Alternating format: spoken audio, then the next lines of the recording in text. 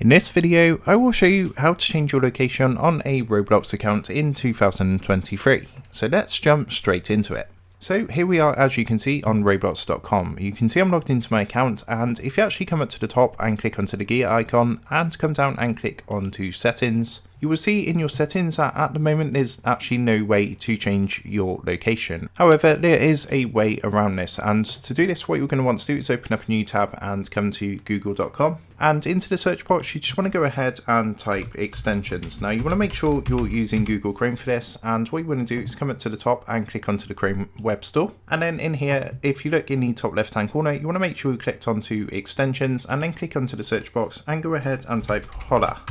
Next, what you want to do is click the top result, which is the Holla VPN. So you want to click onto this one and then click the blue Add to Chrome button up here. Go ahead and confirm by clicking Add Extension, and that's going to go ahead and add this extension to your browser. So what you want to do next is come back to Roblox, and from here what you're going to want to do is come to this little jigsaw puzzle piece up in the top right hand corner and click onto the Holla VPN. Now what you can do is change your location to any from this drop down box. So I'm going to go ahead and select Germany, and you'll see that's now connected. So if we look in the bottom right hand corner, it says down here Germany. So that has now changed your location to Germany. So that's how to go ahead and change the location on your Roblox account in 2023. I hope this tutorial helped you out. If it did, I would really appreciate it if you was to consider dropping down below the video, leaving a like, and also subscribing to the channel.